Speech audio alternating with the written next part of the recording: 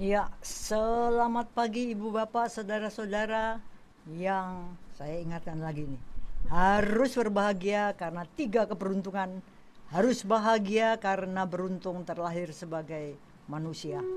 Harus bahagia karena beruntung mengenal Dhamma, ajaran kebenaran. Dan yang ketiga, harus bahagia karena masih hidup sehingga masih bisa cari pesangon untuk pindah alam. Terimalah salam Dhamma dan Namo Buddhaya. Ibu bapak saudara, kita sudah sampai di hari Minggu terakhir. Hari ini tanggal 28 Maret.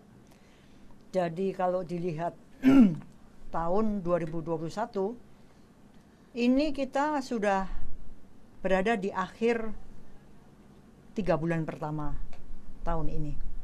Katanya Adi ini namanya setengah semester gitu. Jadi saya ucapkan dulu terima kasih dan selamat pada kita semua yang masih bisa berupaya untuk banyak melakukan kebaikan. Khususnya bagi Bu Susan yang ditodong untuk selalu hadir dengan sesuatu yang luar biasa. Saya mesti mengakui amat sangat berterima kasih pada geng saya di sini. Itu 6 guru yang hidup bersama kami selama COVID sampai sekarang baru agak pulang-pulang di akhir minggu. Saya punya geng 6 orang ditambah dengan 1 orang ex murid saya yang minggu lalu sharing. Jadi satu batch selesai, nunggu batch round kedua. Hari ini kita akan mendengarkan sharing dari Miss Siska, itu jago saya terakhir dari batch ini. Tapi kalau kita lihat apa toh dalam 3 bulan ini yang sudah terjadi, saya kira masing-masing dari kita akan setuju kalau kita bilang, aduh, aku melihat anicca dengan gamblang, jelas and gamblang. 3 bulan ini segala titik-titik pengalaman menghiasi kanvas kehidupan kita. Di sini, di dunia pendidikan putra bangsa, saya belajar luar biasa, khususnya dari betapa indahnya masa-masa yang dihiasi dengan kebaikan. Berapa bulan yang lalu saya cerita bahwa anjing kami yang namanya Hotu, jadi anjingnya tuh kalau yang letternya tuh 2 ya, Suki Hotu. Gara-gara saya ke India belajar meditasi atau bermeditasi bersama dengan Goin Kaji, ketemu, wah semua orang kepengen ketemu, pay respect gitu ya, menghormat Goin Kaji. Setengah mati yang antri gitu.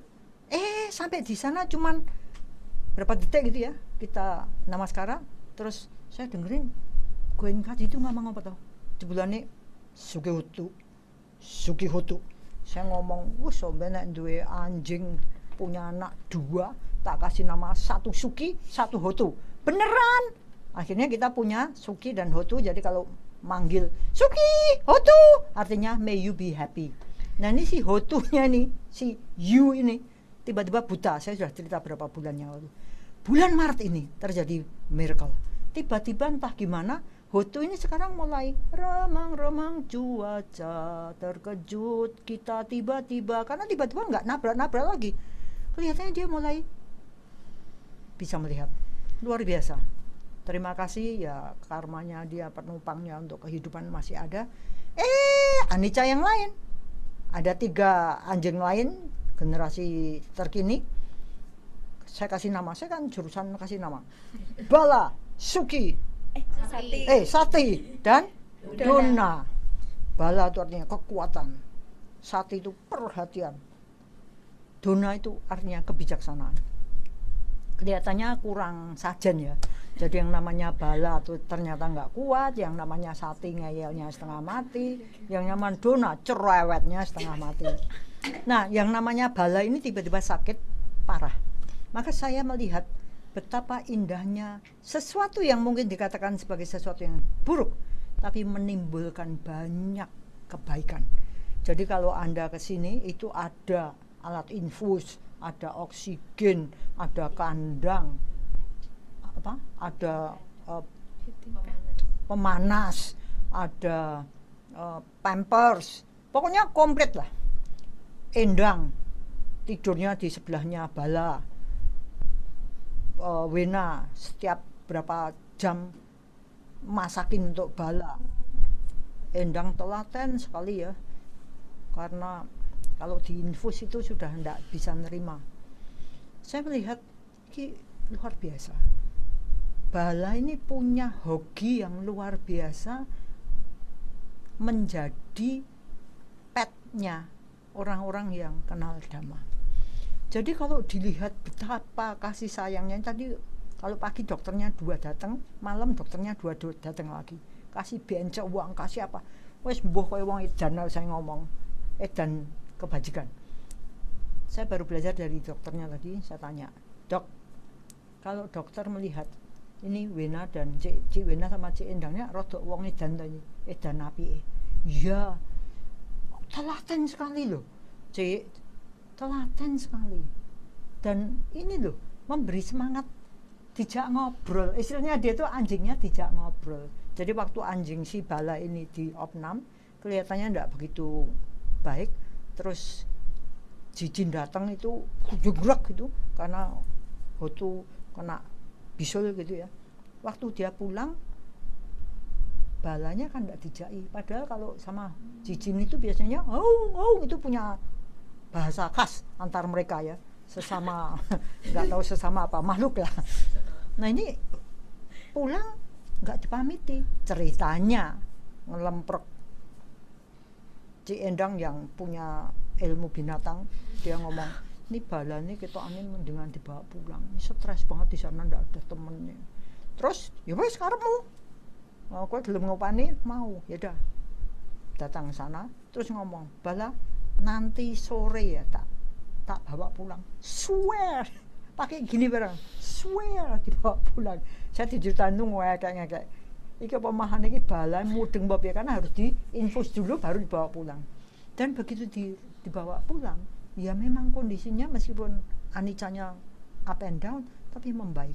Saya nggak ngerti gimana dunia binatang, tapi saya kira bahwasanya kita sebagai orang yang mengerti doa semoga semua makhluk bahagia, anjing pun termasuk makhluk. Jadi kalau menurut saya GR-nya, saya dikelilingi orang-orang yang penuh cinta kasih. Saya melihat Wena dan Endang itu seperti melihat calon bodhisatwa. Gitu ya. Nah, tiap Endang itu tiap 1 jam kering bangun, ngasih oksigen, ngasih itu karena kalah dengan nadinya udah nggak bisa diinfus. Jadi harus 1 hari itu 250 ml air harus masuk kalau nggak mau dehidrasi, dan kondisi membaik. Anicca lagi membaik. Sekarang anicca lagi menurun karena lidahnya, kita nggak pernah mikir ya bahwa lidah itu bisa membusuk.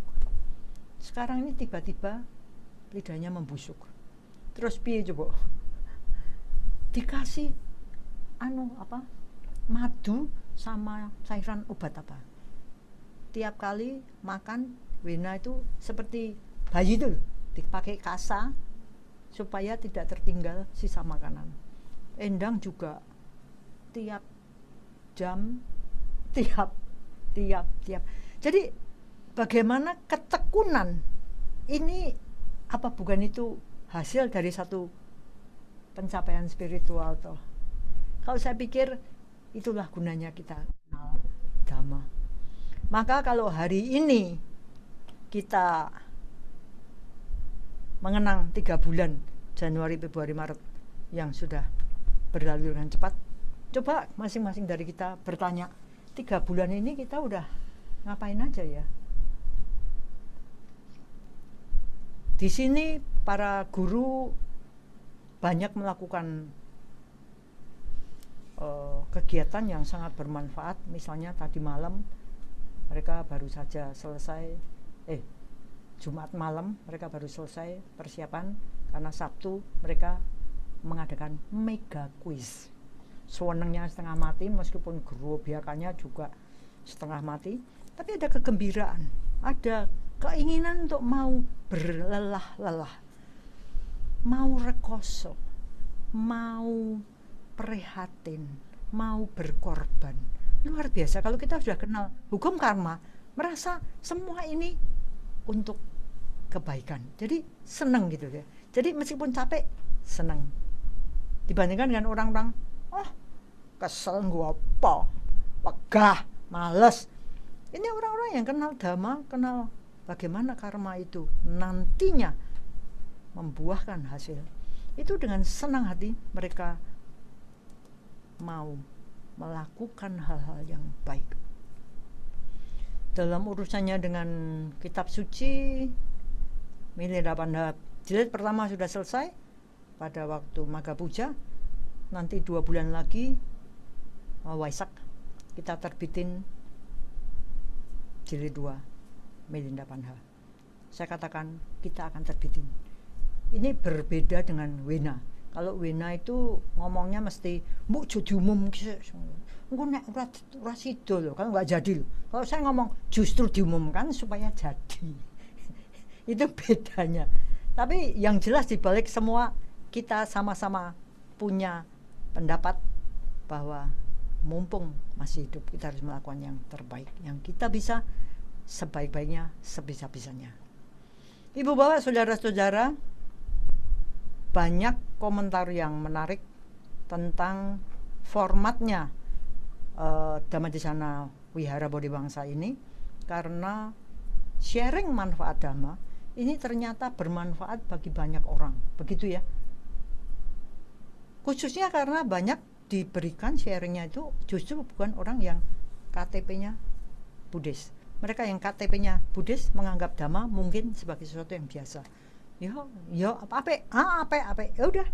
Tapi bagi orang yang ketemu Dhamma dan menyimak, belajar dari situ, mendapat manfaatnya, itu luar biasa. Maka mari kita dengerin geng saya yang terakhir, batch pertama, Miss Siska. Ayo sis. Mulai dari awal pandemi hingga saya menulis tulisan ini, saya banyak belajar untuk memahami banyak hal baru yang sebelumnya belum pernah saya lakukan. Mulai dari belajar teknologi untuk mengajar online, ikut meditasi setiap Senin dan Jumat, mendengarkan Dhammadzisana Ciklan setiap hari Minggu, hingga memasak bersama. Karena makin banyak waktu dengan Ciklan, maka saya jadi lebih sering mendengarkan Ciklan bercerita. Sering mendengarkan Ciklan bercerita artinya harus belajar sesuatu, karena beliau pasti selalu tanya, apa yang dipelajari dan apa yang bermanfaat. Saya pikir banyak sekali yang saya pelajari selama ini. Yang paling jelas adalah tentang perubahan. Segala sesuatu berubah. Seperti masa pandemi ini, tiba-tiba tidak ada anak-anak sekolah. Tiba-tiba harus mengajar online. Tiba-tiba tidak boleh begini, tidak boleh begitu. Tiba-tiba, everything is impermanent. Anicca. Saya yang suka rewel dan suka mengeluh ini harus belajar menyesuaikan diri dengan perubahan. Ya, perubahan-perubahan yang selama ini samar dan tidak terlalu saya pedulikan menjadi tiba-tiba nyata.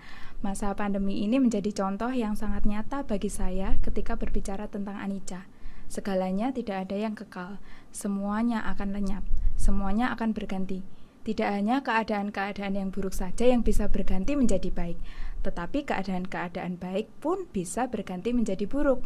Demikian pula, keadaan baik bisa saja makin membaik dan keadaan buruk pun juga bisa makin memburuk. Kabar baiknya adalah baik dan buruk itu relatif. Itu bisa saja menjadi kabar buruk. Agak susah dipahami memang, tapi ya demikianlah adanya.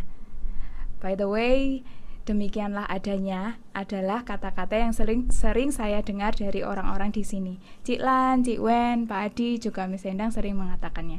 Terdengar seperti perkataan yang pasrah saja, tetapi saya pikir itu adalah perkataan yang bijaksana. Perkataan yang menunjukkan seseorang memiliki ketenangseimbangan yang baik, yang memiliki kemampuan menerima segala sesuatu yang memang tidak bisa diubah. Menarik. Selama di ISI, kami juga diajak untuk meditasi bersama. Pada awal meditasi, sangat sulit bagi saya untuk mengendalikan pikiran agar tetap tenang. Ada saja buah pikir yang melintas, macam-macam dan aneh-aneh.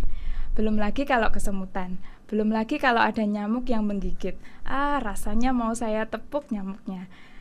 Belum lagi kalau ada suara-suara yang masuk ke telinga lalu ke pikiran. Begitu saya tutup mata, pikiran langsung terbang kemana-mana. Sekarang ya tetap masih terbang kemana-mana. Tapi ada dong bedanya. Sekarang lebih sering ingat untuk kembali pulang. Tarik nafas, start again. Tiap meditasi adalah latihan. Itu yang selalu dikatakan Cik Lan. Meditasi melatih pikiran saya jadi lebih bisa dikendalikan. Saya lebih bisa menyadari jika ada hal-hal yang buruk yang mampir di pikiran. Bagi saya, meditasi adalah sarana latihan kesabaran dan kesadaran. Mendaras Parita juga sangat bermanfaat bagi saya. Banyak ajaran Buddha yang lugas dan mudah dipahami, tetapi tidak mudah untuk dikerjakan. Sedikit demi sedikit, saya belajar untuk menerapkannya dalam kehidupan sehari-hari. Meditasi dan mendaras Parita kami semakin asyik karena selalu ada sesi spesial setelah meditasi. Saya belajar juga tentang berdana. Saya pikir Cik Lan dan Cik Wen ini aneh sekali. Di saat saya melihat banyak institusi yang mengurangi jumlah tenaga kerjanya, di sini justru masih mempertahankan semua guru dan karyawannya dengan gaji full. Bahkan kami sering dapat bingkisan yang tak terduga. Beberapa kali ketika momen gajian, saya bertanya pada Cik Wena, Cik, ini gajinya utuh ya Cik? Ndak dipotong ya Cik? Ini saya tanyakan karena memang saya sudah siap-siap kalau memang gaji kami harus dipotong. Mengingat pemasukan berkurang tapi pengeluaran semakin banyak. Jawaban Cik Wen selalu sama. Ndak, masih tetap. Kita lihat dulu sampai Juli nanti. Ternyata sampai lewat bulan Juli pun gaji kita tidak berkurang sedikit pun. Jujur Cik, beberapa bulan setiap gajian saya speechless. Cuma bisa bilang terima kasih sambil nahan nangis karena terharu. Terima kasih Cik Lan, terima kasih Cik Wen. Terima kasih telah menularkan semangat untuk berdana. Melalui berdana, saya mengerti bahwa berbagi itu tidak mengurangi, tapi justru menambah. Tambah bahagia, tambah merasa kaya, dan tambah bersyukur. Dan yang paling penting, tambah karma baik. Apalagi kalau disertai dengan kesadaran. Harus sadar ketika kita berbuat kebaikan, supaya bisa diingat dan dilakukan lagi. Bener ndak, Cik? Betul. Buah karma baik pada akhirnya memang benar-benar amat sangat saya rasakan ketika saya berada dalam kesulitan. Pada awal tahun 2021, kami kembali lagi bekerja setelah libur panjang semester. Saya pun kembali ke CISI seperti biasa. Baru 3 hari saya bekerja, saya mendapat kabar yang tidak menyenangkan dari rumah. Adik saya positif COVID-19 karena tertular. Tidak, saya tidak menyangka. Jebol juga pertahanan kami. Wah, saat itu juga pikiran saya sudah tidak karuan. Di rumah ada orang tua yang notabene termasuk kelompok usia rentan jika terpapar COVID-19. Saya mencemaskan adik saya, para orang tua, dan terlebih lagi saya cemas apabila saya juga terpapar virusnya. Karena 3 hari sebelumnya saya masih berada di rumah.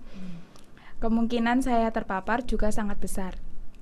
Yang paling horor adalah saya sudah tinggal di Klaten selama 3 hari bersama dengan Cik Lan, Cik Wen, dan teman-teman yang lain yang sering berdekatan. Apa yang terjadi pada mereka jika saya juga ternyata positif COVID-19? Rasa bersalah dan berbagai kemungkinan buruk terlintas di kepala saya. Oke, tarik nafas panjang, hembuskan. Karena masih ada di sela-sela jam mengajar dan saya masih harus mengajar, untuk sementara saya harus menenangkan pikiran saya supaya bisa mengajar dengan baik. Selesai mengajar, saya mencari mie sendang untuk meminta izin pulang dan rapid test antigen bersama keluarga. Pada waktu itu saya teringat perkataan Cik Lan tentang berbuahnya karma buruk. Ya, ini karma buruk saya sedang berbuah, pikir saya. Karma buruk keluarga sedang berbuah. Sesuatu yang tidak menyenangkan sedang terjadi. Satu hal yang membuat saya terharu adalah perkataan Miss Endang yang meyakinkan saya kalau semuanya akan baik-baik saja. Sudah, sekarang Siska tidak usah menyalahkan siapa-siapa. Siska tidak usah juga merasa bersalah karena ya memang ketika datang ke sini pun tidak ada maksud untuk membawa virus ke sini. Tidak usah menyalahkan siapapun kalau misalnya nanti kemungkinan buruknya Siska positif. Sekarang lakukan saja yang seharusnya dilakukan. Miss Endang ini sakti benar bisa membaca pikiran saya yang memang saat itu sedang penuh dengan kekhawatiran. Kata-kata Miss Endang itu langsung lebih menenangkan pikiran. Itulah gunanya bergaul dengan para bijaksanawan. Benar-benar berkah utama. Thank you Miss Endang. Setelah itu, saya bereskan barang-barang saya dan bersiap pulang. Yang membuat saya tersentuh juga adalah ketika teman-teman mengantarkan saya ke pintu gerbang dan memberikan semangat kepada saya. Mungkin bagi mereka hal itu biasa saja, tapi bagi saya itu sangat berarti. Sekali lagi, bersama para Kalyanamita memang merupakan berkah utama. Saya merasa sangat beruntung walaupun hati sedang mendung. Setelah tes, kami dinyatakan sehat. Walaupun begitu, kami harus menjalani isolasi mandiri. Sama sekali tidak keluar rumah selama 2 minggu karena ada kontak erat dengan penderita COVID-19. Kalau kata Cik Lan, saya hoki. Kami hoki. Mulai dari hasil tes saya dan orang tua yang negatif, adik saya yang langsung dapat tempat karantina yang nyaman dan diopeni banyak orang, dan 2 minggu masa karantina di rumah yang sejahtera. Kenapa sejahtera? Karena selama beberapa hari itu ada saja bahan makanan yang tiba-tiba kan nongol di depan rumah tanpa tahu siapa yang meletakkannya. Kadang kami cuma dengar suaranya saja. Mbak, ini ada daging ayam di teras ya. Bude, niki saking Desa Wisma. Itu kelompok arisan ibu-ibu kampung. Mbak, ada sayur, tahu, tempe sama telur. Sini ya. Matur nuwun, terima kasih. Teriak kami dari dalam rumah. Kadang belum sampai teriakan terima kasih kami berlalu, orangnya sudah pergi. Ibu saya sering dibuat menangis terharu karena kebaikan orang-orang di sekitar kami. Saya jadi berpikir, tidak semua orang yang harus isolasi mandiri memiliki keberuntungan seperti kami. Semoga yang terbaik datang pada mereka. Saya katakan kepada ibu saya bahwa semua ini tidak mungkin bisa terjadi jika ibu juga tidak suka berbagi. Oh iya, ibu saya selalu mengajarkan kami untuk berbagi. Contoh kecilnya, setiap hari ibu selalu menyuruh kami menyisihkan 3 genggam beras yang diambil dari jatah beras yang akan ditanak. Lalu kami harus meletakkannya di kresek terpisah. Setelah terkumpul jadi sekresek penuh, ibu selalu memberikannya kepada tetangga kami yang kira-kira membutuhkan. Ganti-ganti orang sesuai pilihan ibu. Nah, dulu saya pikir, ini mau baru bantu orang kenapa repot-repot sekali? Mbok ya kalau mau bantu belikan saja kiloan, tidak usah per genggam per hari. Tapi setelah belajar tentang berdana, saya baru paham bahwa berdana itu lebih banyak manfaatnya kalau dilakukan dengan usaha yang besar dari tangan dan kaki kita sendiri. Mungkin karma baik inilah yang menolong kami di saat kami kesulitan. Mungkin orang yang ditolong ibu juga ikut urunan kasih sembako untuk kami. Seandainya saja ibu tidak suka berkarma baik, mungkin bantuan yang kami terima tidak seperti ini. Atau kalaupun ada bantuan, kebahagiaan yang muncul karena bantuan tersebut tidak sebesar ini. Keberuntungan yang lain lagi adalah kami punya kebun yang penuh dengan tanaman yang bisa dimasak. Kalau habis persediaan sayur, kami tinggal petik bayam, kelor, daun talas, batang talas, pepaya muda, daunnya, bunganya. Cukup untuk dimasak bergantian selama beberapa hari. Saya belajar untuk hidup sederhana. Prihatin kalau orang Jawa bilang. Yang biasanya harus ada lauk, kali ini ya nasi dan sayur saja harus cukup. Kata Cik Lan, karma baik sudah berbuah, saatnya harus menanam lagi. Selama masa karantina ini saya tetap mengajar online di rumah. Karena sistem online ini, saya beruntung masih bisa tetap mengajar dari rumah. Masih bisa terus melakukan karma baik dengan mengajar.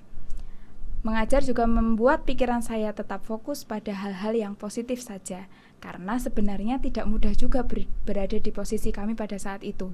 Ada saja pikiran-pikiran negatif yang muncul. Kalau saja saya tidak mengenal meditasi, saya tidak akan menyadari ada hal-hal negatif yang muncul dan membiarkan mereka berada di pikiran saya dalam waktu yang lama. Saya juga belajar bahwa sekecil apapun perbuatan baik, nilainya tetap perbuatan baik. Bersih-bersih yang dianggap sebagai sesuatu perbuatan yang biasa saja, bahkan remeh, ternyata mempunyai kekuatan yang besar. Kalau dulu bersih-bersih saya lakukan dengan agak terpaksa karena malas, sekarang karena tahu bahwa itu karma baik, saya melakukannya dengan senang hati, baik di rumah maupun di CEC. Oh iya, saya pernah menyapu dan mengepel kamar seseorang yang sedang marah sama saya sambil doain orang tersebut. Ternyata manjur. Besoknya dia sudah tidak marah lagi. Anda percaya? Jangan, silahkan buktikan sendiri. Jadilah selama karantina ini kerjaan saya tiap weekend adalah bongkar-bongkar berbagai jenis almari di rumah. Lumayan jadi kegiatan ketika di rumah saja, biar pikiran juga jadi lebih bersih. Salah satu yang menarik juga adalah mendengarkan penjelasan Ciklan tentang pikiran. Wow, begitu luar biasanya pikiran manusia yang menggerakkan segala sesuatu yang dilakukan. Melalui meditasi, saya belajar untuk sadar pada alur pikiran saya sendiri. Saya belajar untuk lebih banyak melihat ke dalam diri sendiri. Banyak momen-momen makjleb yang terjadi. Karena tidak jarang banyak teguran keras yang seakan-akan ditujukan khusus untuk saya. Pikiran sombong, iri hati, minder, susah dinasehati, cari pembenaran sendiri, berpikir serakah, malas, dan segudang pikiran negatif lain pun jadi bisa terlihat. Menarik mengetahui bahwa tidak apa-apa bila ada pikiran negatif melintas, asal cepat-cepat sadar dan tidak bergulir menjadi karma buruk lewat fisik ataupun ucapan. Nah, itu saya masih perlu terus belajar. Saya termasuk orang yang susah dinasehati.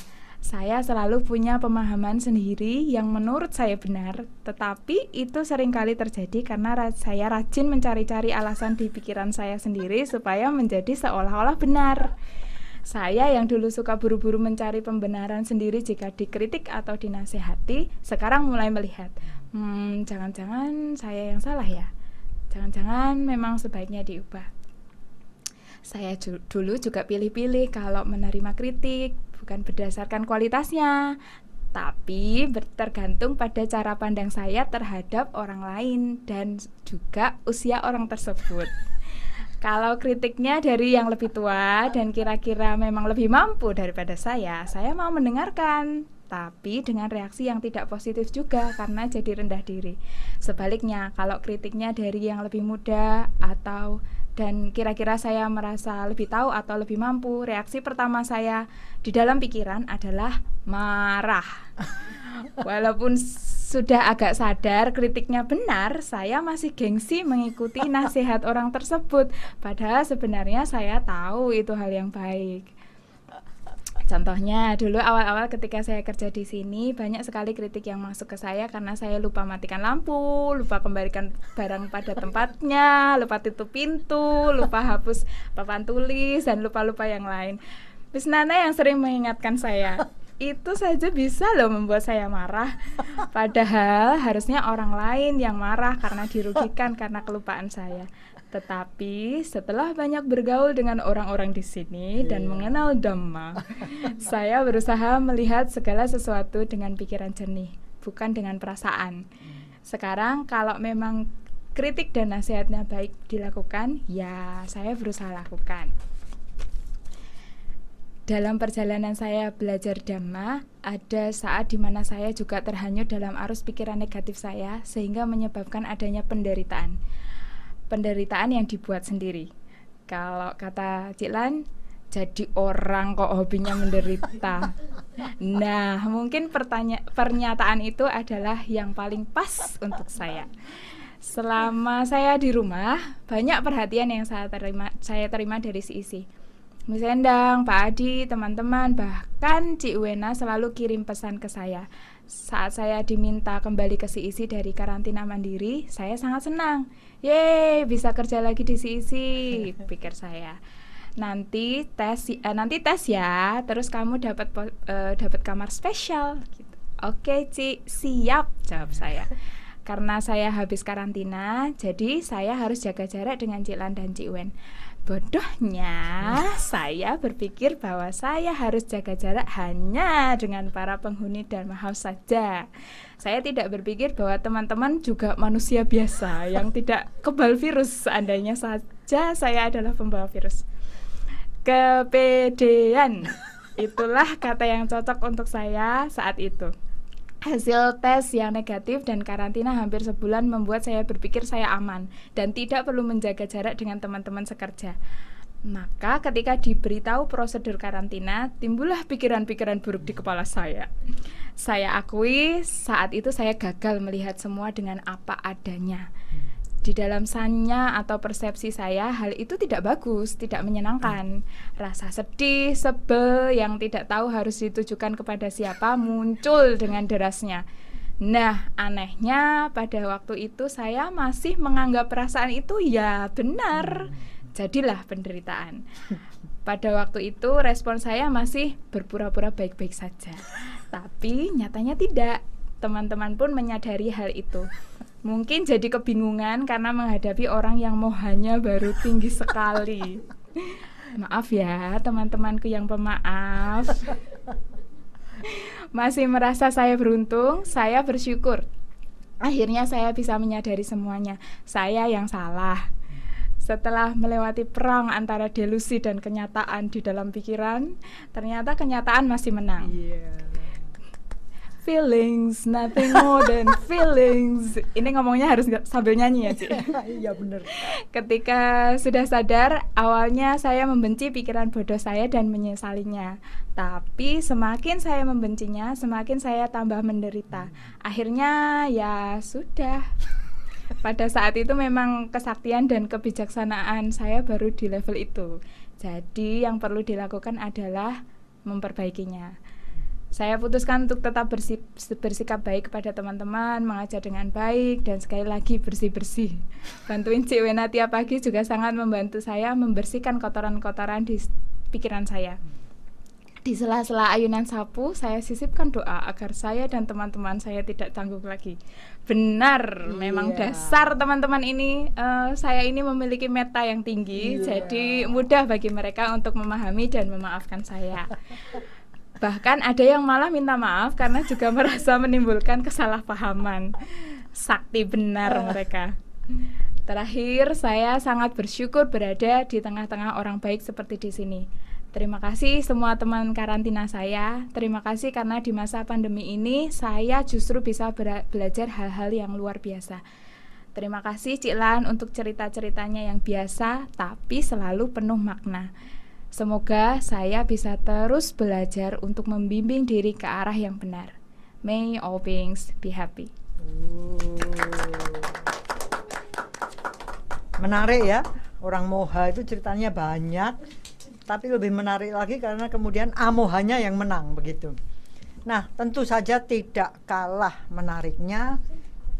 Ini dokter tingkat dewa ini sudah tampil dengan ciamik karena apa? Grega Hoba, Bu Susan. Ini Bu, Grega Hoba Bu. Itu yang kita kirimkan Grega Hoba nyampe dan langsung dipakai. Bu Susan, bagaimana dengan masih bau Klaten Bu. Anyar ya. Ya. Bagaimana dengan ulasan bagi geng terakhir saya di first round ini? Monggo. Ya, terima kasih. Ini sekalian saya mencoba webcam baru. Ini ada donatur yang memang hebat. sekalian mau didiagnosis sama Pak Sus sama Pak Adi ya, apakah saya sekarang lebih cantik dari Bulani atau tidak? Nanti saya tunggu WA-nya gitu. Nah kalau misalnya memang belum cantik, kayaknya nanti perlu kita usahakan ya Pak Adi. Pokoknya saya nggak mau kalah cantik gitu. Jadi nanti setelah didiagnosis, kalau hari ini saya sudah lebih cantik, alhamdulillah gitu ya. Jadi kita nggak perlu makeover lagi. Tapi kalau masih kalah cantik sama Bulani, saya nggak terima ini. Kayaknya harus diperbaiki gitu. Baik, ya. Karena hari ini saya merasa banyak sekali juga buah karma yang sudah saya tuai dengan adanya webcam dan kaos. Ada 2 kaos loh ya. Yang satu sudah dipakai suami saya, warnanya merah. Jadi hari ini sebetulnya kita berdua pakai kaos baru, Bu. Cuma yang satu itu di depan YouTube, jadi tidak terekam kamera. Tapi dua-duanya bau Klaten. Intinya belum dicuci. Nah, sehingga saya merasa seperti dengan Miss Siska bahwa ketika buah karma sudah kita panen, kita harus selalu melakukan karma baik. Nah, ini menurut saya hal yang dulunya mungkin saya dan Miss Siska itu tidak begitu sadar. Jadi bahwa buah karma, jadi kalau kita menerima kebaikan dari siapapun, bahkan dari alam semesta, itu nggak semua dari kita itu paham bahwa itu buah karma kita yang udah kita panen.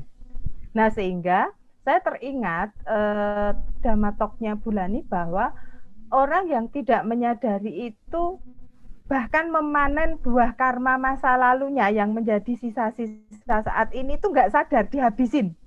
Karena saya hanya merasa senang sekali mendapat hoki ya, senang, tapi berhenti di senang sekali mendapat hoki lalu tidak melakukan karma baik, jadi menanam karma baik lagi, sehingga mungkin buah karma ini habis, bisa 0.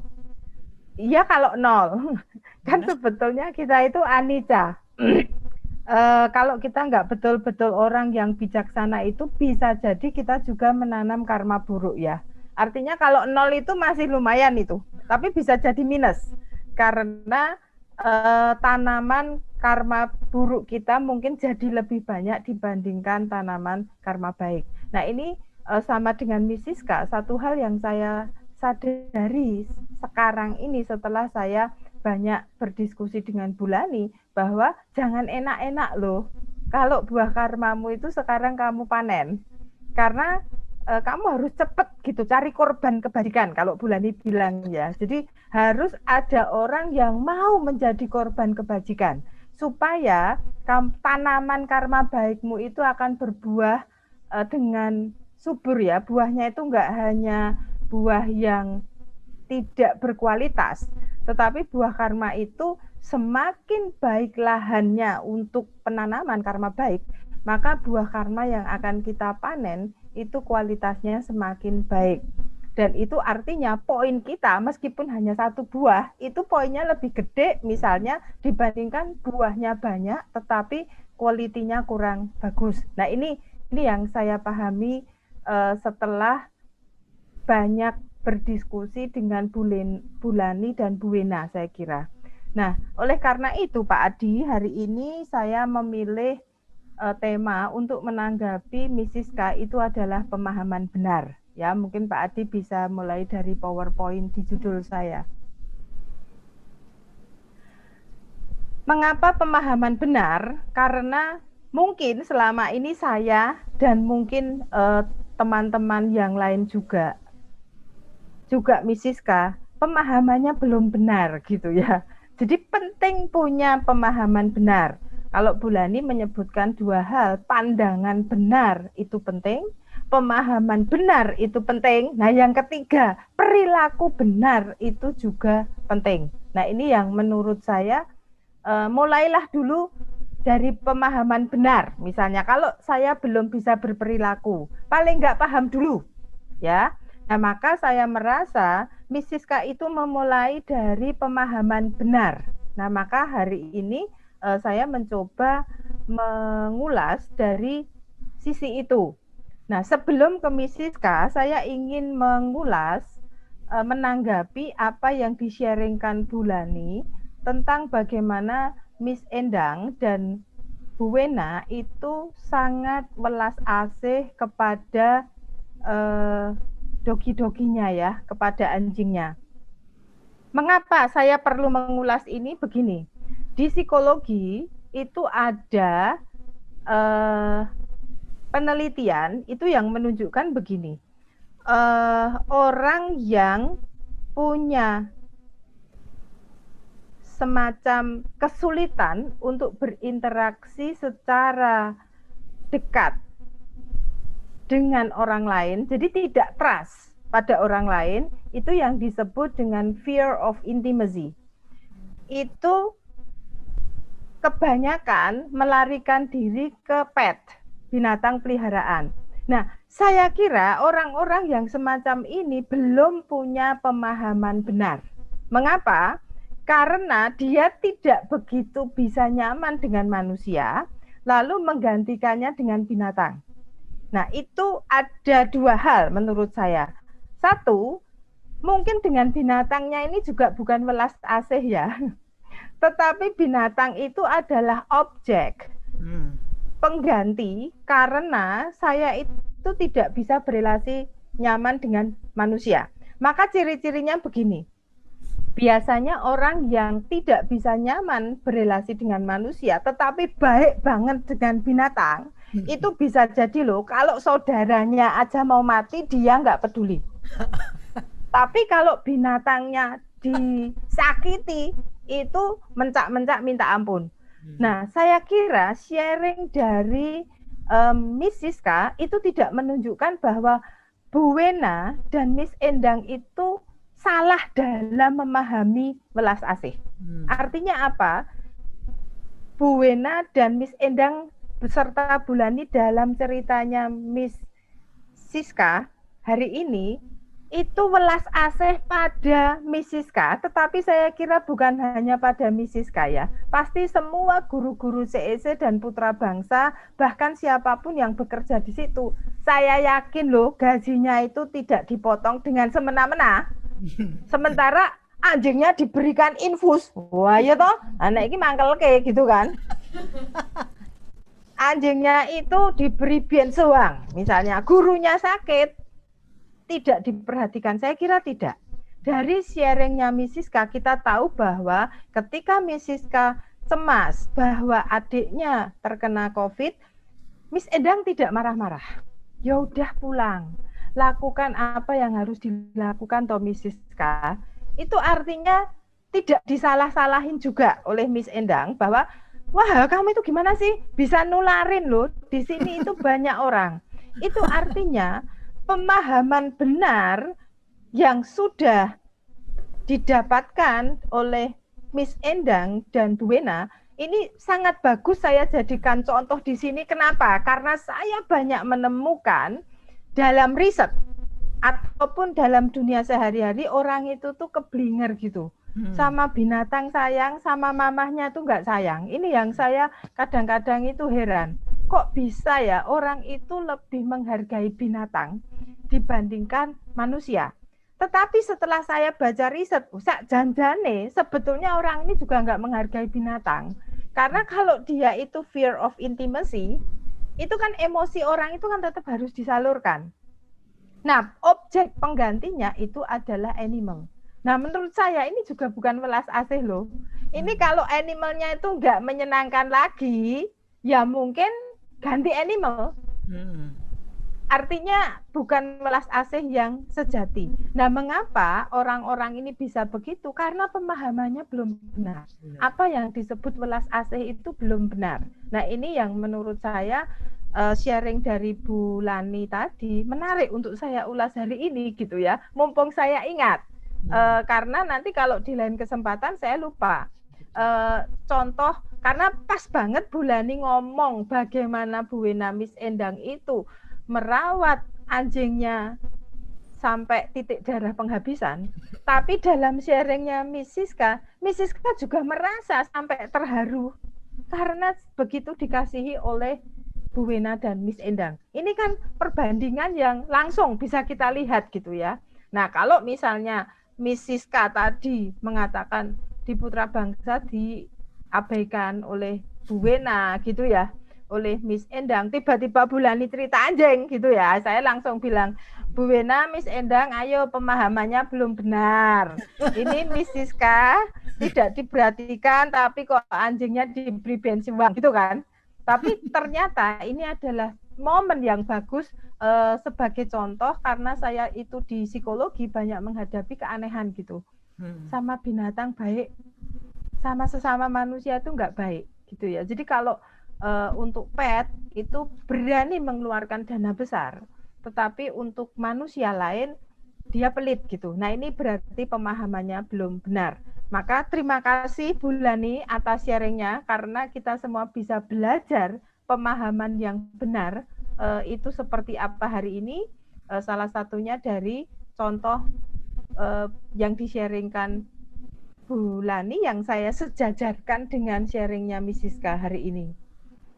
Nah, kalau kita lihat, mungkin Pak Adi bisa ke slide berikutnya.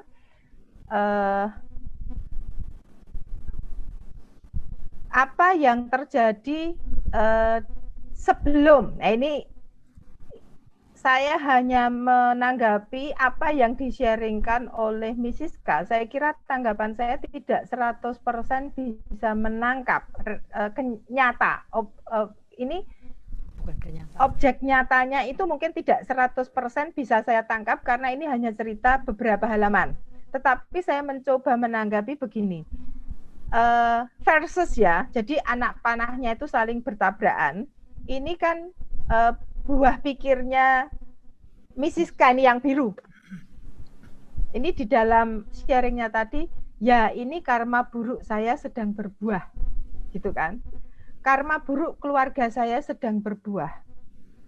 Sesuatu yang tidak menyenangkan sedang terjadi. Ini buah pikirnya Miss Siska. Meskipun nggak diomongkan ya, tapi itu memberitahu pada diri sendiri, itu buah pikirnya seperti ini. Nah, saya yakin meskipun tidak di-sharingkan oleh Miss Siska, pasti reaksi fisiknya itu juga mengikuti buah pikir ini. Deg-degan lah, lemes lah, mungkin pusing, belum COVID aja udah rasanya kayak COVID. Ini saya yakin gitu ya, dengan buah pikir seperti ini. Nah, lalu ini buah pikirnya Miss Endang yang sudah diwujudkan di dalam kata-kata. Ini kan sebetulnya yang merah itu buah pikirnya Miss Endang, tapi dikomunikasikan ke Miss Siska. Sudah sekarang Siska tidak usah menyalahkan siapa-siapa. Ini kan buah pikirnya Miss Endang. Siska tidak usah juga merasa bersalah. Karena memang ketika Siska datang ke sini tidak ada maksud membawa virus. Ya kan Miss Siska ini kan bukan orang yang termasuk dalam teori konspirasi kan, ya toh? Yang katanya loh virus COVID itu katanya itu kan sengaja disebarkan oleh negara-negara kapitalis supaya negara-negara yang tidak nurut dalam hal ekonomi tergantung pada negara itu. Karena dengan adanya pandemi ini, negara-negara yang tidak kuat secara finansial itu akan semakin terpuruk, lalu terpaksa ngutang nih sama negara-negara yang kaya. Konon kabarnya, ya. Tapi ini saya nggak yakin. Ini buah pikir atau ini objek nyata. Tapi kalau ini saya yakin Siska bukan termasuk orang yang mau masuk dalam teori konspirasi itu, sehingga saya percaya pada buah pikir Miss Endang yang mengatakan bahwa toh Siska tidak bermaksud membawa virus ke sini. Ya, kalaupun misalnya Siska positif, lakukan saja apa yang seharusnya dilakukan. Nah, ini kan dua buah pikir yang bertentangan. Ya, ini semacam Siska untungnya gitu tersadarkan, oh iya ya, saya itu kok malah punya buah pikir yang seperti itu. Nah, makanya dia merasa Miss Endang sakti gitu ya. Memang Miss Endang mungkin sakti gitu. Mungkin suatu saat saya juga perlu diberi buah pikirnya Miss Endang gitu ya, karena ini cukup sakti. Nah, lalu saya ingin membahas dalam teori. Jadi di psikologi itu ada teori yang namanya religious coping, ya, yang saya terjemahkan pengatasan masalah religius. Nah, biasanya religious coping itu ada dua kalau kita nggak hati-hati, yang positif dan yang negatif. Nah, nanti saya akan membahas skrip buah pikirnya Miss Nana dan juga Miss Siska dan juga Bu Endang ya, atau Miss Endang. Nah, religious coping yang positif itu yakin bahwa Tuhan itu penuh kebaikan. Bukan sebaliknya kalau kita yang lihat di bawah. Kelekatan yang tidak aman pada Tuhan, itu ciri-cirinya adalah yakin Tuhan itu maha marah, maha penghukum.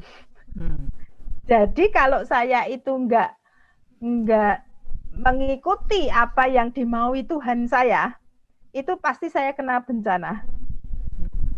Bukan Tuhan yang welas asih, tapi intinya Tuhan itu penuh syarat gitu ya. Jadi saya harus mengikuti syarat-syarat kasihnya Tuhan. Kalau enggak saya hidupnya celaka. Maka dulu di Perjanjian Lama itu kalau saya enggak salah itu Tuhan itu selalu dikisahkan dalam kisah ada Sodom Gomora, ada Nabi Nuh ya, ada kasih tapi juga ada punishment-nya. Nah, yang negatif itu tuh kita tuh memegang punishment-nya. Ya, jadi sebetulnya kalau di Perjanjian Lama itu kan Tuhan itu tetap maha kasih, mengirim nabi untuk mengasihi dulu, tapi kalau yang nggak mau ya nanti kamu akan celaka gitu kan. Tapi yang mau bertobat, kamu itu akan tetap ada kasihnya. Nah, itu biasanya kalau religious coping yang negatif itu yang dilihat itu Tuhan itu yang menghukum, bukan yang merangkul mengasihi. Nah, sehingga kelekatan yang tidak aman pada Tuhan itu menyebabkan kita itu merasa ini hukuman, ini bencana, dan seterusnya. Nah, lalu kalau yang positif, yang kedua itu adalah saya bisa menemukan makna dari pengalaman. Ya, nanti saya lihat buah pikir Mrs. K selanjutnya ya, nanti saya lihat. Nah, lalu yang kedua, kalau yang negatif, itu memandang dunia itu sebagai tempat berbahaya. Jadi ada pengalaman negatif, justru saya semakin merasa negatif dengan lingkungan fisik maupun lingkungan sosial saya.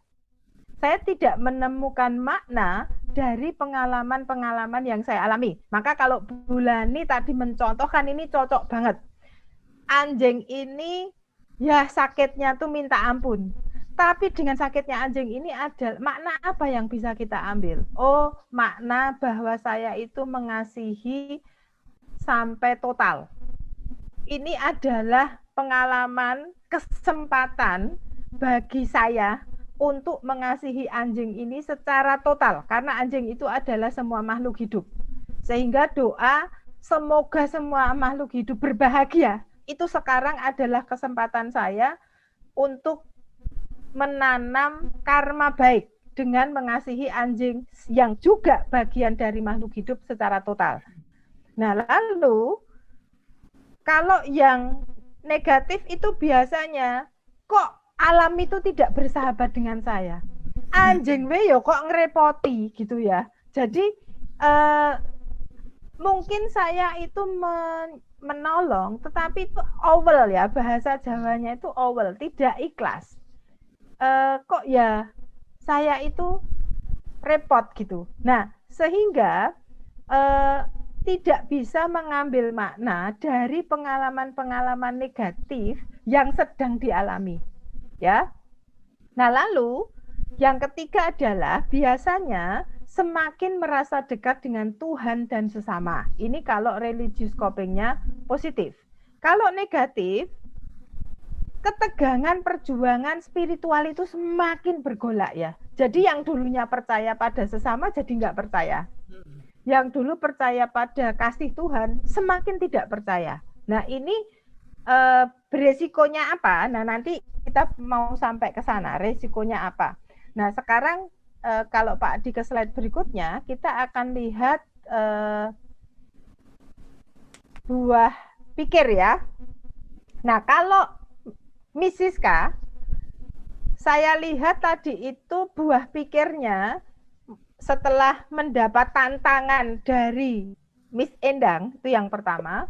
Lalu setelah Miss Siska juga belajar dari kata-katanya Bulani, yang karena Bulani itu memaksa. Apa yang bisa kamu pelajari gitu kan? Itu kan berarti terpaksa saya mendengarkan.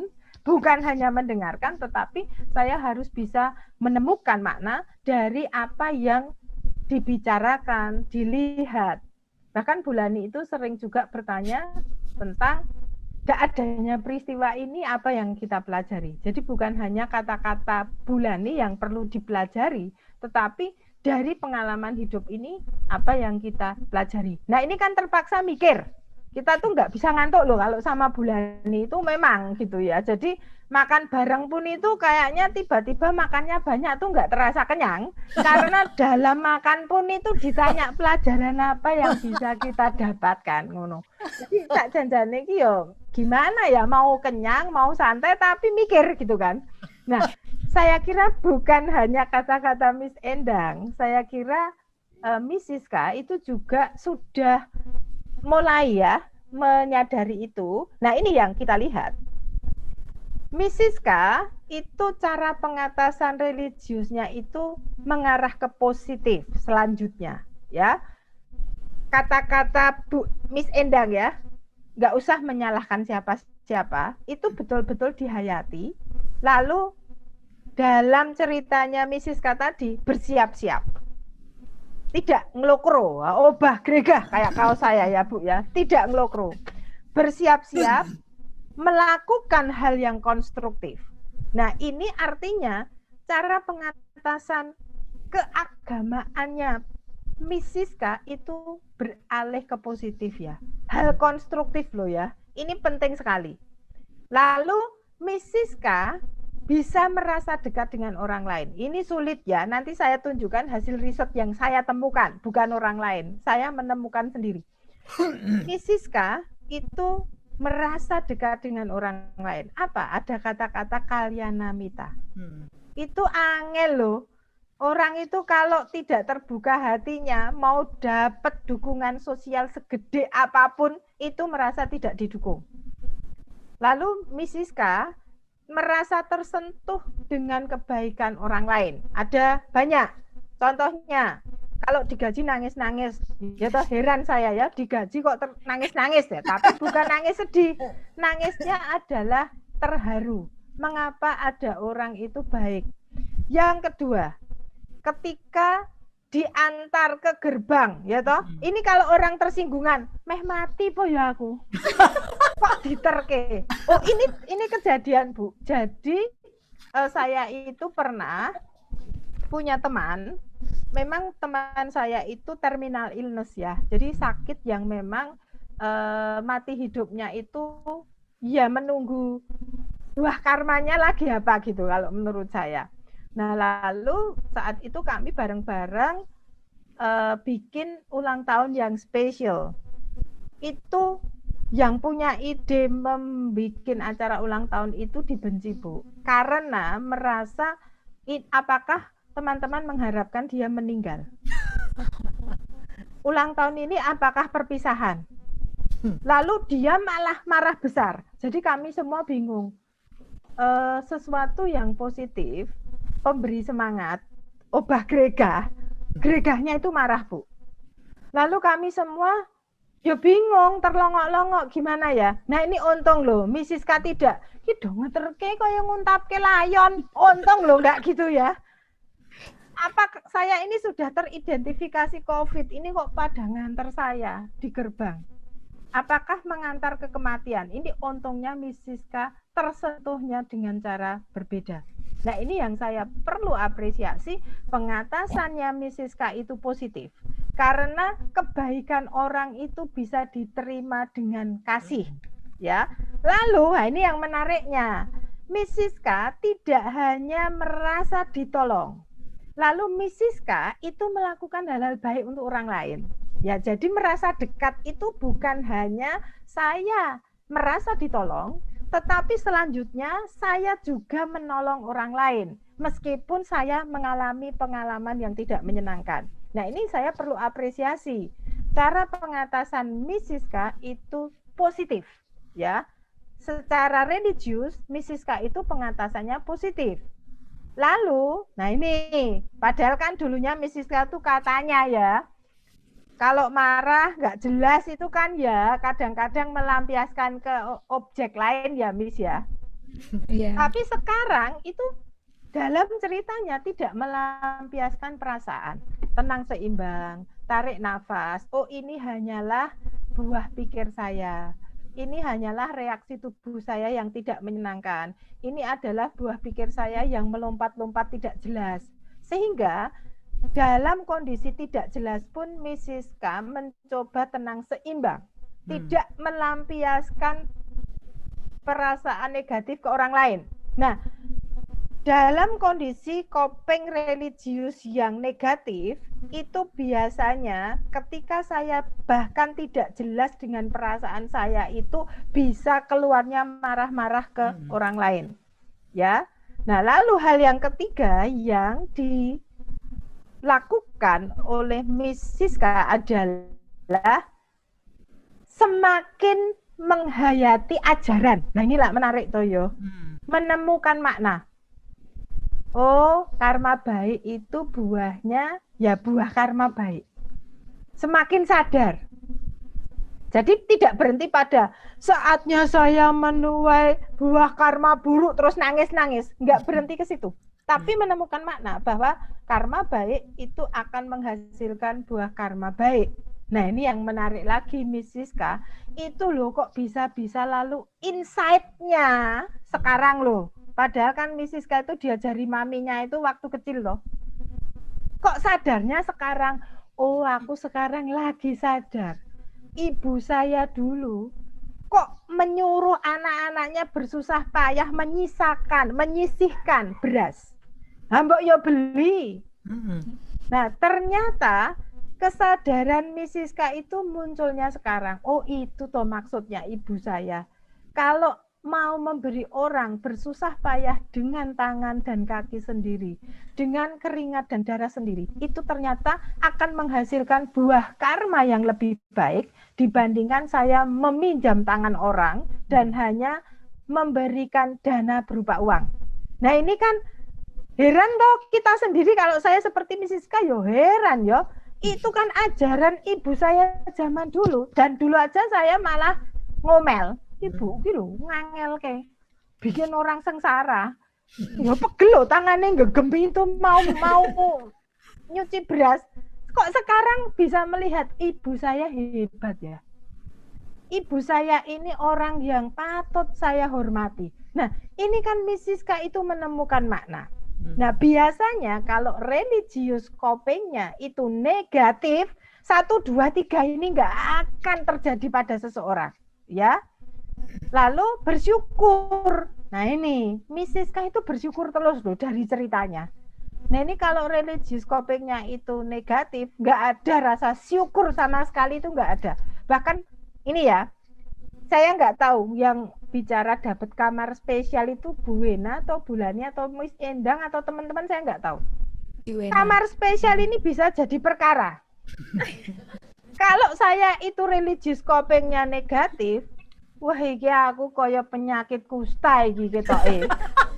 Aja-aja Bu Wena nyiapne kandang anjing gua aku iki ya di kandang supaya terisolasi dari orang lain. Itu kan tidak bersyukur, ya. Tetapi kalau saya mendengar kata spesial, itu sesuatu yang karena kamu sakit atau karena kamu itu baru bertemu dengan orang-orang yang terpapar COVID-19 dan prosedurnya adalah perlu isolasi juga, maka kami itu menyediakan kamar spesial loh untuk kamu. Itu hebat loh. Ora disuruh menyiapkan kamar sendiri ya, sudah disiapkan.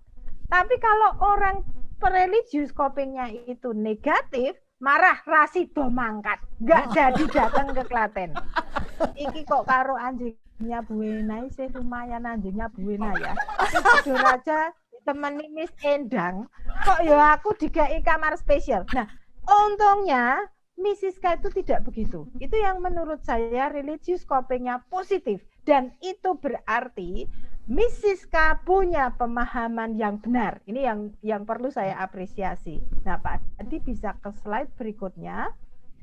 Nah, ini loh efek dari coping religius positif dan negatif. Ini hasil riset saya, Bu. Jadi saya melakukan penelitian pada orang-orang yang terkena bencana. Bencananya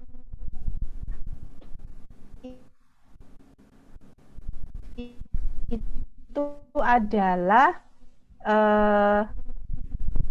waktu datang ke lalu ada oknum yang tidak bertanggung jawab datang ke misa menamakan Bu, sorry Bu. Halo? Tadi diulang Bu, ada yang miss tadi.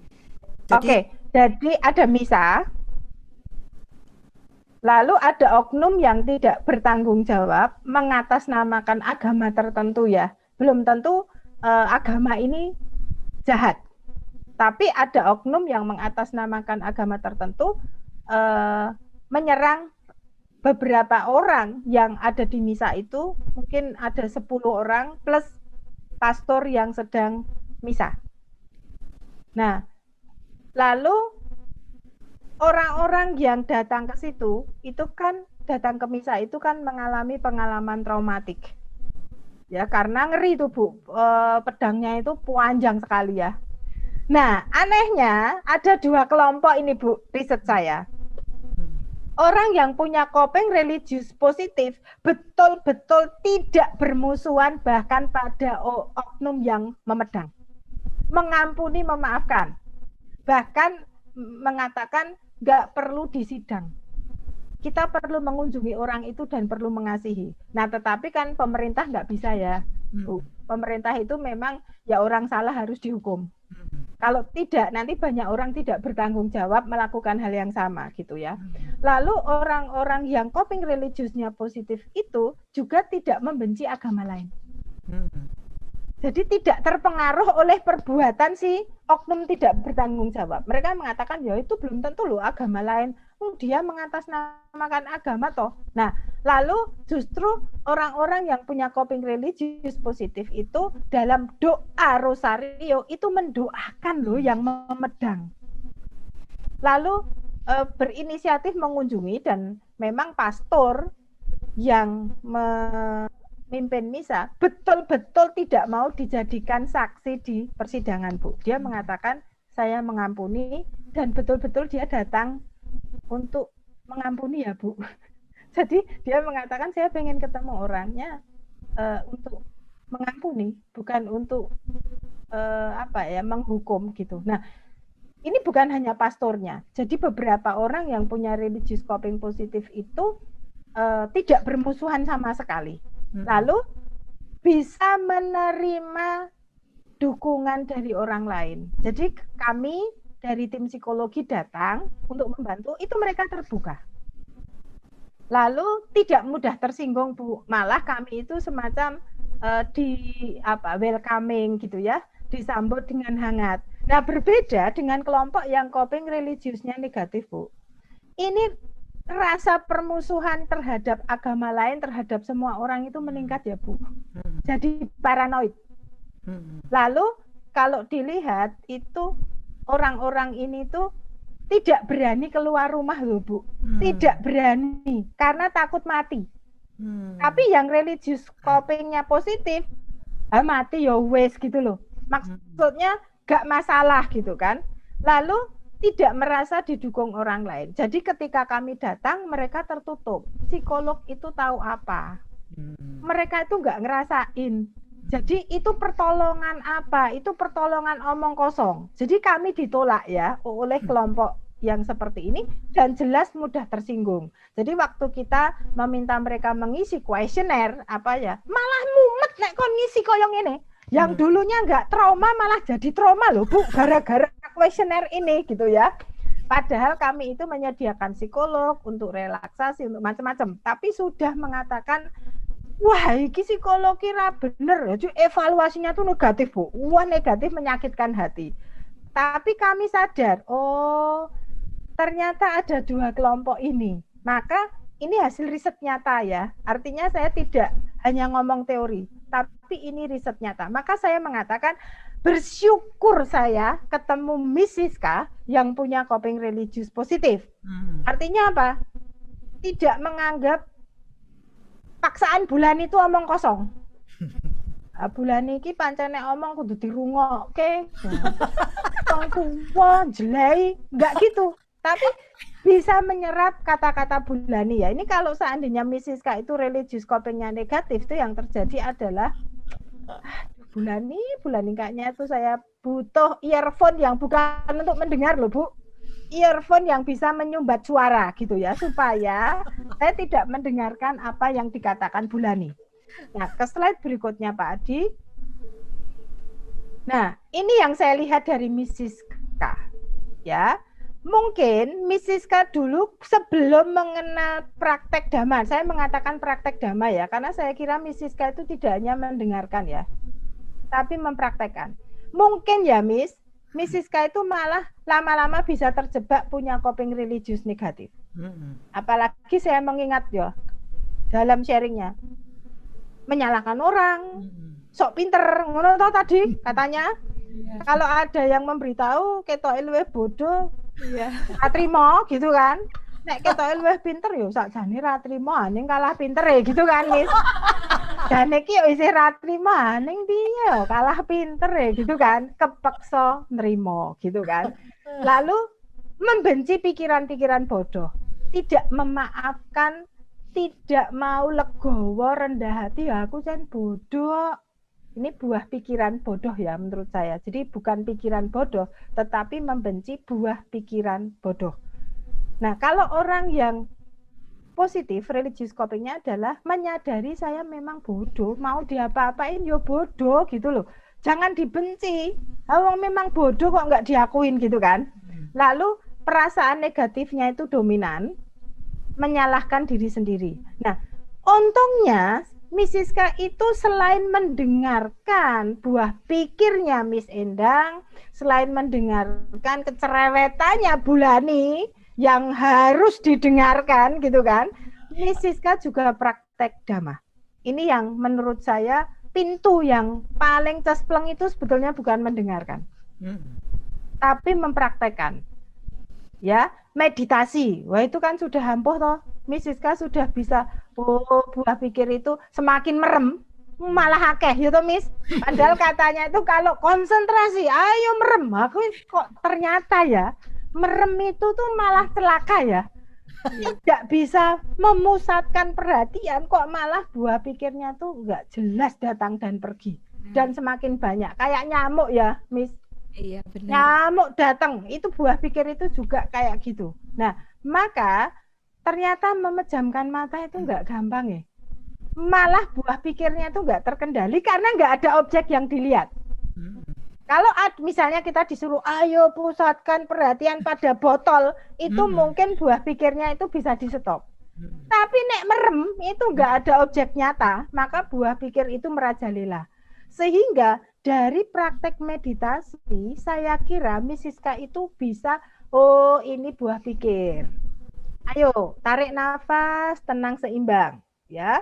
Lalu baca parita. Saya kira dengan membaca parita, itu bukan hanya saya itu membaca teks tanpa mencoba memahami. Ya, saya kira Miss Siska dalam membaca parita, kata Bulani itu, guru-guru CEC itu lebih hebat dari Bulani. Keren-keren nih. Apa loh istilah-istilah? Itu kalau saya perhatikan di tulisan yang dibuat oleh guru-guru CEC, itu salahnya dikit loh Bu, tentang nilai-nilai Buddhism. Kok istilahnya yo, aku jadi semakin paham loh Bu setelah baca. Karena saya nggak lupa. Oh itu ya, jadi diulang-ulang kan oleh setiap guru. Setiap guru itu menulis hal yang sama kebetulan. Jadi saya tuh kayak belajar gitu ya. Nah lalu Miss Siska juga berinteraksi dengan orang-orang yang praktek dhamma. Ini kuncinya. Melihat Oh, Bulani praktek damanya seperti itu. Miss Nana ini ya hebat loh Bu, disebut-sebut oleh guru-guru ya. Rodok jelei toh sakjane menurut guru-guru, tapi itu setelah guru-guru mendapat pemahaman benar, melihat apa yang dilakukan Miss Nana itu adalah contoh praktek dhamma yang baik. Ya, jadi kan tadi harusnya kan Miss Nana yang jengkel, tapi saya toh yang jengkel. Nah, gila, yo sebetulnya sebelumnya itu Miss Siska itu akan terjebak ke religious coping negatif. Miss Nana yang baik malah disengiti. Miss Nana yang baik itu dibenci. Itu artinya relasi dengan orang lain semakin buruk. Nah, efeknya apa? Setelah Miss Siska bukan hanya mendengarkan tetapi mempraktekkan dhamma, pintu hatinya semakin terbuka, buah pikirnya semakin betul, ditata dengan baik, dan saya kira Miss Siska itu melakukan karma baik ya. Teman-teman dan juga orang-orang yang membantu memberikan bahan makanan didoakan loh tadi di dalam sharingnya. Mendoakan ya Miss Siska itu. Jadi tidak wah dikirimi seneng enggak. Kayaknya Miss Siska tadi juga mendoakan lalu membersihkan kamar. Bahkan pada orang yang lagi bete sama dia. Ya toh, wah ini hebat loh. Orang yang dulunya enggak terimaan, ratrimonan, merasa dirinya pandai, pinter, kok gelem-geleme loh membersihkan kamar pada orang yang nyengit gitu ya menurut kita.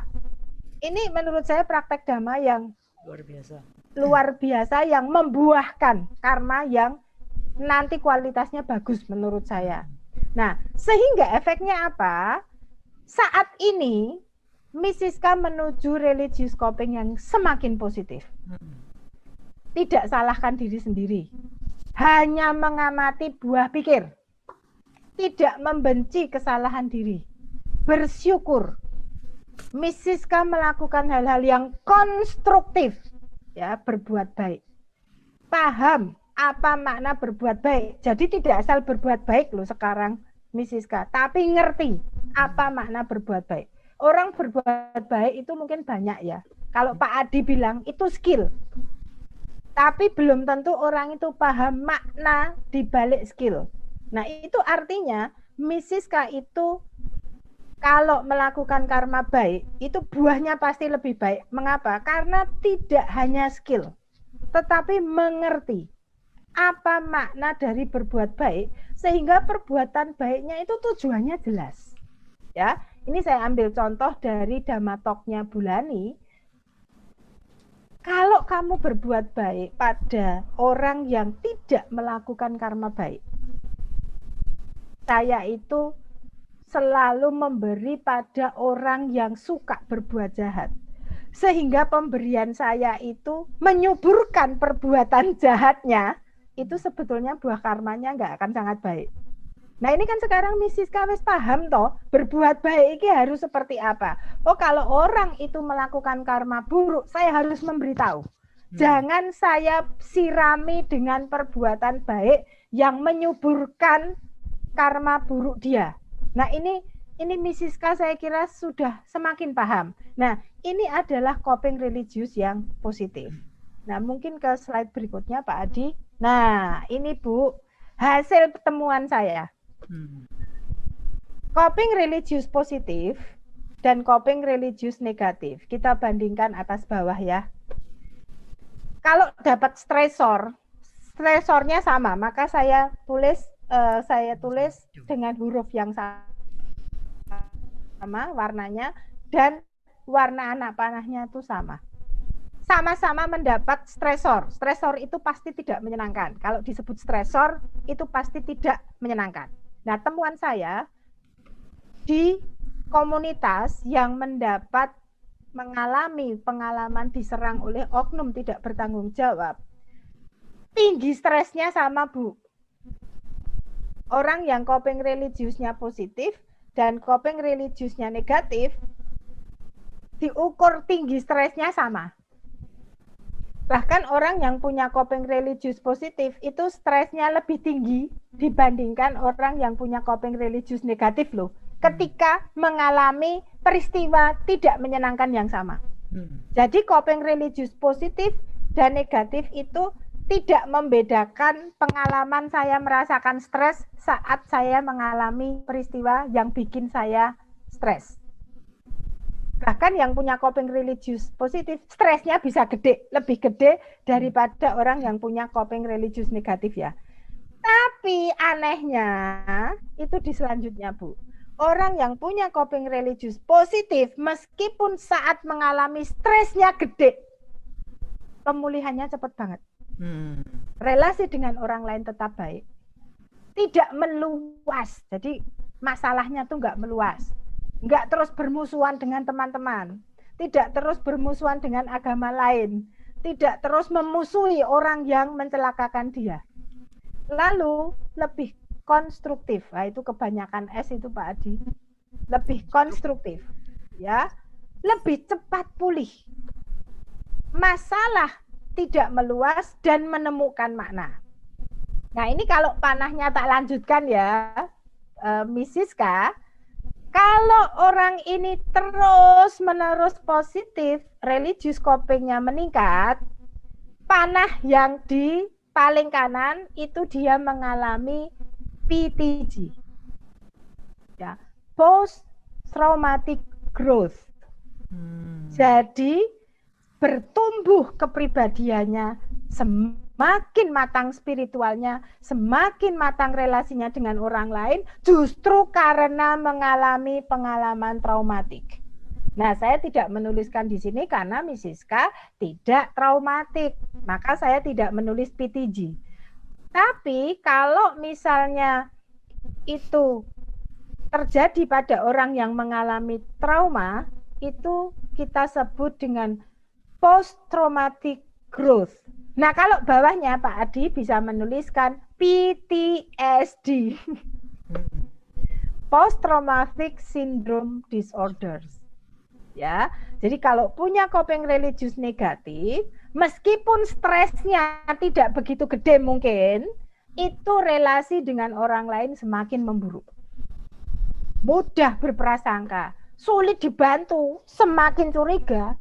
Wah, Bulani kira tahu ngalami kaya aku. Nah, padahal kalau kita lihat sejarahnya Bulani itu lebih ngeri loh pengalaman traumatiknya. Ya kan? Dalam 40 Years of Silence. Itu kan kalau Bulani tidak bisa melakukan coping dengan baik, Bulani akan jatuh yang di PTSD. Semakin buruk. Enggak mungkin ada Damatok, ada Bulani. Kalau Bulani di PTSD loh. Kalau Bulani tidak mengalami PTG, hari ini kita tidak bertemu untuk Damatok bersama Bulani. Itu saya yakin, ya. Nah, sehingga efeknya apa? Karena mudah berprasangka, sulit dibantu, tidak mudah pulih, masalahnya meluas. Yang mungkin dulunya hanya stres, bisa depresi, bisa somatisasi. Somatisasi itu sakit fisik, tapi kalau dicek dokter itu enggak sakit, ini sakit ajaib ya. Secara fisik enggak ditemukan tapi nyata merasa sakit ya. Seperti itu. Nah, Bapak Ibu dan rekan-rekan, saudara-saudara sekalian, mengapa saya perlu mengangkat satu pemahaman benar, yang kedua coping religius positif? Karena dampaknya itu bukan di stresnya ya. After stresnya itu loh yang penting. Bahwa kalau kita punya coping religius positif, terus nggak stres. Enggak tuh. Tetap stres tuh kalau ada peristiwa yang tidak menyenangkan. Bahkan stresnya bisa lebih tinggi. Tapi, nah selanjutnya nih yang akan bikin beda. Kita konstruktif, kita bertumbuh, bahkan dengan orang lain itu menjadi lebih baik. Sementara kalau kita itu coping religiusnya negatif, mungkin stresnya tidak segede yang coping religiusnya positif. Tetapi hati-hati, sesudah itu, nah ini efek selanjutnya itu yang bikin kita mengalami gangguan mental lebih parah. Nah, saya kira hari ini yang bisa saya sampaikan untuk Mrs. K, Provisiat, karena Mrs. K itu bisa menuju ke growth, bukan ke gangguan mental yang lebih parah. Dan terima kasih atas contoh-contohnya Bu Lani sebagai pengantar sebelum Mrs. K sharing, sehingga saya bisa menanggapi pemahaman benar secara lebih baik. Semoga semua makhluk berbahagia. Terima kasih Bu Suster. Memang hadiah itu punya efek, Bu. Megah obahnya itu hari ini luar biasa. Sampai Miss Siska nangis di studio. Jadi saya bertanya-tanya nih, tadi ini Bu Susan itu berkarma baik ria atau berkarma buruk ria gitu. Kayaknya buruk Bu, bikin nangis ya. Tapi yang jelas Bu Miss Siska itu menangis karena terharu. Jadi karma baik ria. Ya, Ibu Bapak Saudara-saudara, demikianlah pertemuan kita dengan luar biasa, soulmate-nya kita semua, karena beruntung kenal dengan orang yang kebetulan mau berbagi dan kebetulan punya apa yang dibagikan. Maka pertanyaan yang muncul dalam pikiran saya adalah, kenapa kok nggak banyak orang yang kemudian berduyun-duyun untuk daftar gitu ya? Karena saya sudah katakan pada tim saya di sini, ronde kedua balik meneh. Tapi yang jelas 2 minggu lagi kita punya Pak Sus ya, mudah-mudahan sudah siap. Tapi kalau belum, Mrs. K juga punya kisah yang mesti disodorkan supaya Bu Susan terbukti kepintarannya. Tanpa seperti ini gimana kita tahu Bu Susan itu seperti apa, kan gitu ya. Jadi kembali memang Bu Susan perlu berterima kasih pada kita semua yang menjadi korban kebajikannya beliau. Thank you Bu. Demikian Bapak, Ibu, Saudara-saudara, semoga kita semua terus bertumbuh di dalam praktek dhamma kita, mengetahui betapa besar manfaat kita kenal dhamma kemudian berpraktek. Memang mengenal dhamma pada waktu yang sesuai itu berkah utama. Sampai jumpa, semoga semua makhluk bahagia dan semoga yang terbaik datang pada kita semua. Sadhu. Sadu, Sadhu. sadu, Sadhu. sadu.